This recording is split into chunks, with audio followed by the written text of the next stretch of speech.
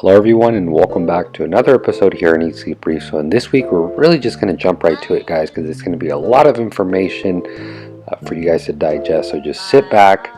I suggest, if you're a newer person or maybe you're starting to tank, it wouldn't be a bad idea to take some notes, because there is going to be some takeaways for you guys. Even if you've been reefing for a while, hopefully there's some takeaways for you as well.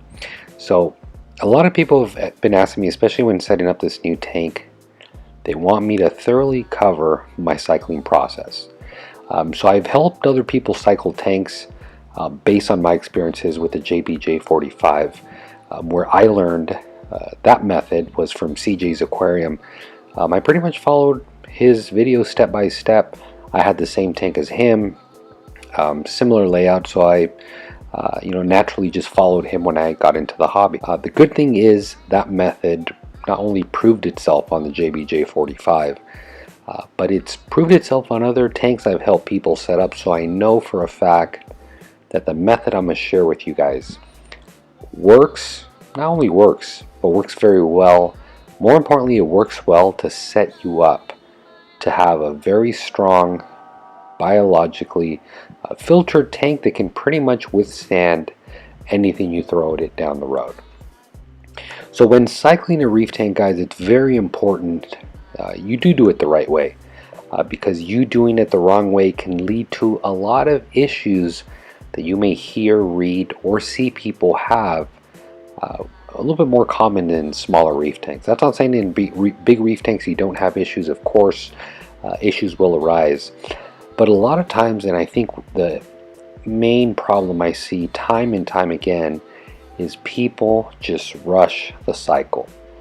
They really don't let Mother Nature take its course. Mother Nature do what she does best.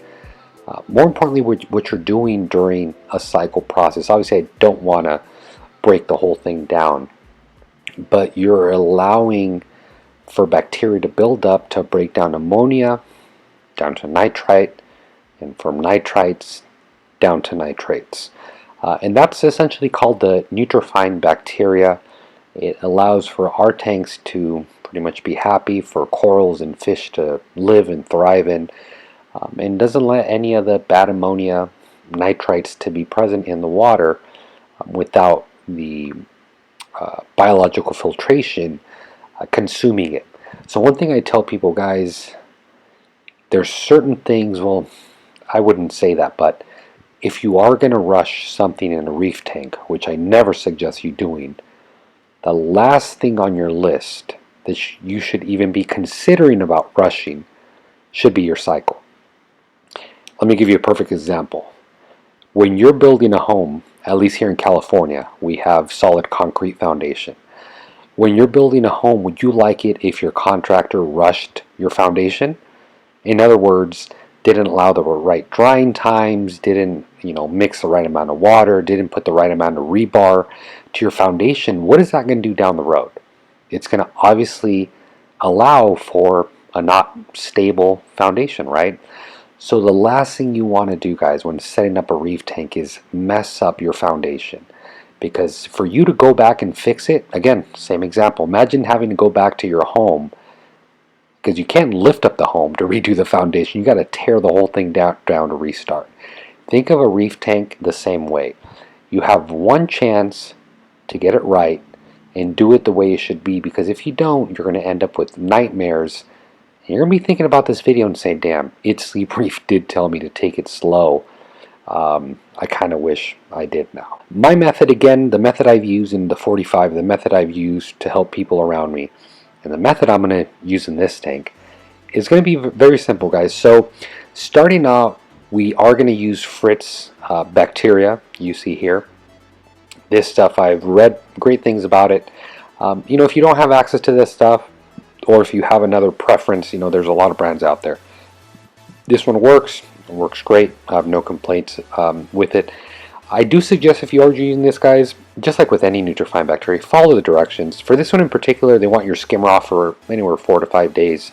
They don't want you to overstock your tank, and they don't want you to overfeed your tank. But then again, during a cycle, that's, again, things you don't want to do. Other than the skimmer, you don't want to, overstock it. You don't want to overfeed the tank because, again guys, we're setting up a strong foundation here. Last thing we want to do is throw it off balance. You know, when a tank is going through a cycle, it's on really huge pivotal points. It can either sway toward the horrible side, which down the road it won't be able to sustain itself, not have the right bacteria, or it can sway towards the good side where you hear people having no issues with filtration. So be sure you take your time, because again, it's at a crucial stage. Now when it comes to dry rock, guys, you can use dry or live rock. Again, I'm only talking about my method, so I'm only going to talk about what I do. Personally, I use dry rock. Marco's rock is what I use. I've loved it, never had any issues with it. For the sand, I go with the Carib Sea live sand. Love this stuff, no complaints. I do the Reef grade. I've done it on the JBJ, doing it on here, so no complaints. Another thing I do that a lot of people don't do is I cycle my tanks with molly fish. So if you guys are not aware, maybe you are aware, mollies are typically freshwater fish. When you buy them at the store, they're going to be in freshwater. But they're known as a brackish fish, so this means they can live in both salt and fresh. Obviously, since we are buying them in freshwater, you do need to acclimate them. Acclimate them is very simple. When you do an acclimation, you want to do at least a 2 to 3 hour acclimation, slowly adding water from your reef tank into the bucket or bag or wherever you have them. This is just going to ensure that they probably acclimate. Obviously, before you do this, make sure you do a temperature acclimation, just floating the bag in your tank. And this will just guarantee that the temperature is brought up, and then slowly we'll bring up the salinity so we don't shock them. The main reason I like mollies, guys, there's 3 reasons. One is they eat like pigs. They're not shy. As soon as you throw them in the tank, these things will start eating almost immediately. Number 2, they're very slow. So when I am done with the cycle, I can return them to the LFS, and they're very easy to catch. Another, I guess, 4th reason would be, excuse me, they're inexpensive. So they're not very expensive fish at all.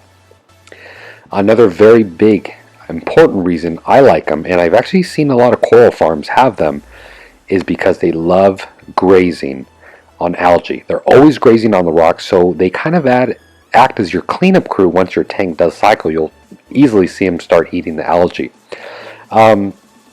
But other than that, guys, a feeding regimen on them, you want to feed them about once or twice a day. Feed them very little, guys. The last thing you want to do is overfeed them. I typically feed them to what I see they can eat in about 10 to 15 seconds. As far as the equipment, guys, I personally run my lights. I don't think there's anything wrong with them.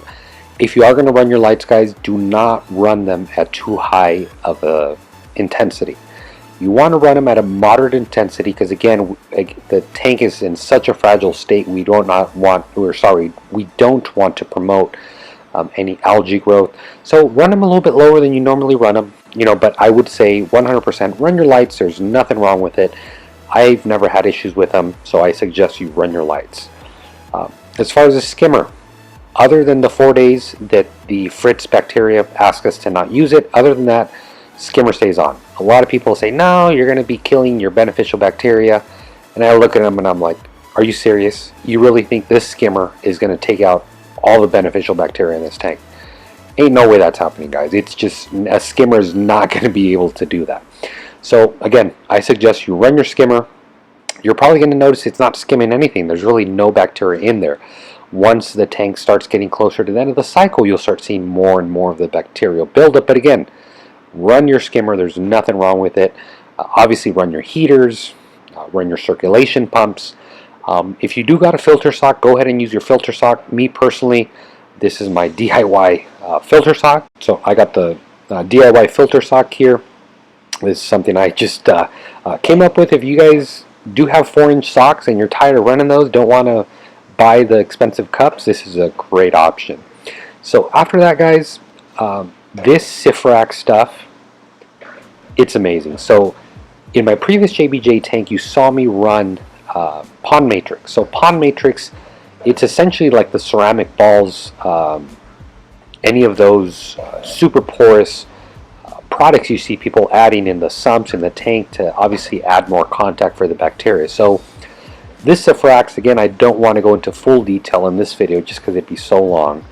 But guys, I highly suggest you YouTubing this product and watch it demonstrated. Watch how it's so different than the ceramic media we're used to, than even the other media we're used to, how much more porous this product is. Again, I don't want to spend the whole time talking about it. I'll let you guys check that out and YouTube that video so you can see for yourself. But yes, if you are going to be running something like this, put it in the tank. A good time to add it now. There's nothing wrong with it. So all the bacteria can grow evenly with the tank as well. As far as carbon, again, run the carbon. Nothing wrong with it. It'll help clear up your water, and you're not going to harm it in any way, shape, or form. So by all means, run your carbon. If you have it in a bag like me, put it in a high flow area. But yeah, you can see that here. So everything else, is running. If you do have GFO, guys, the GFO is one thing I'd say do not run. Again, we're trying to build up the bacteria. Last thing I want you to do is to be stripping out the phosphates that some of the bacteria may absorb. So GFO is one thing that I do not suggest you start running now. I'd wait, at least 3 months before you start running that. I already kind of covered the feeding regimen. Again, you don't want to overdo it. I feed about 1 to 2 times a day, and I make sure that the fish are able to finish all the food within 15 to 25 seconds. Again, because we don't want to overfeed. Now, one of the last and most important things, guys, when you're cycling is you absolutely have to be patient. Nothing good in life comes quickly. Everything takes time, especially in a reef tank. More importantly, in a cycle. You do not want to rush it. One thing I want to talk about that I know some of you may not like, but I feel it needs to be addressed. I see too many new reefers out there starting tanks. Too many of them. Way too many of them starting tanks. And, a lot of these people will consider a cycle as soon as they see a diatom bloom, which, yes, in theory, your tank is cycled at that point. The mistake is made when at that point or the next week they go ahead and add a huge cleanup crew. They go ahead and add like 4, 5, 6 fish, and that's really where the whole disaster starts. One thing I see, again, is a lot of new reefers, especially with nano tanks.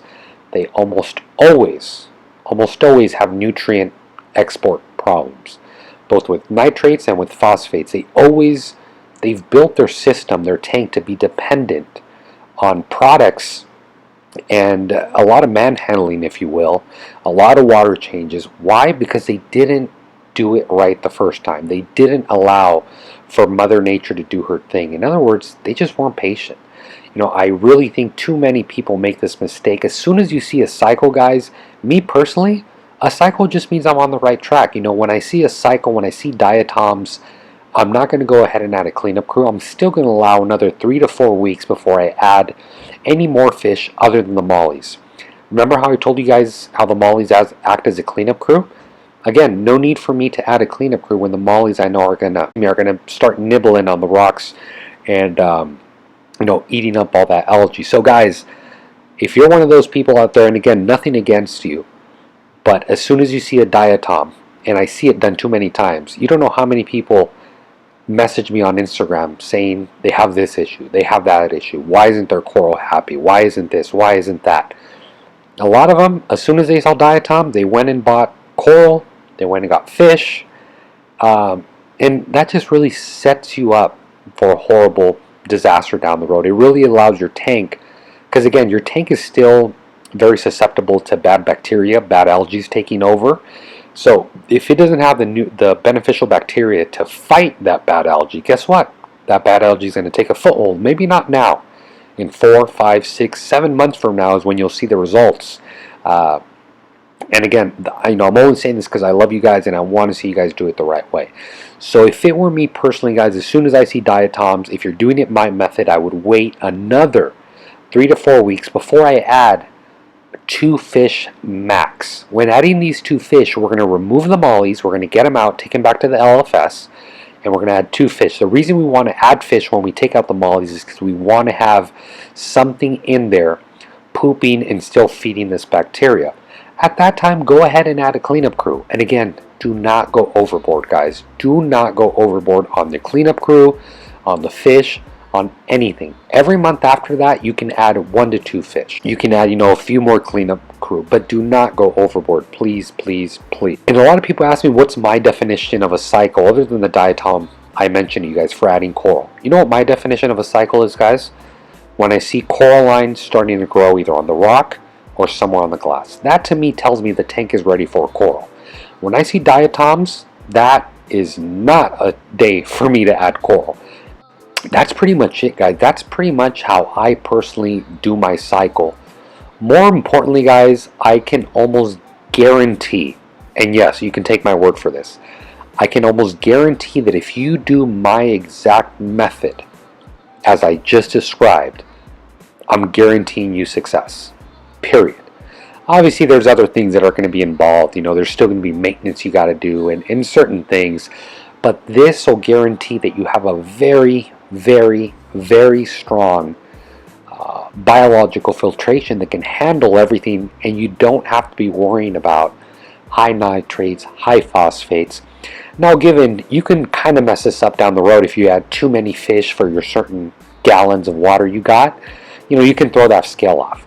But just, you know, to not get you guys too confused, I can guarantee that if you use this method, you're going to have very good success. So guys, I know I talked very much. I know there was a lot of information, but I think a lot of this stuff really had to be said to help you guys, especially newer people out there, get you in the right direction. And like I said, guys, I know, waiting is hard. I know you want to add the fish, I know you want to add the coral, but believe me, if you do everything I stated, guys, you're going to have a beautiful tank, more importantly, a very strong foundation to allow you to do whatever you want, and the tank be less dependent on you. So we're going to leave this video here, guys. Please let me know down in the comment box below what method you use for cycling a tank. I'd love to hear your other methods of doing it. You know, I'm not saying my method is the only way. There's other methods that work too. All I'm saying is that my method has worked great for me, and this is what I love. But I'd love to hear what you guys do. If you have any questions, comments, or concerns, please leave them down in the comment box below. I think we're going to leave this video here. I thank each and every one of you for watching. As always, happy reefing.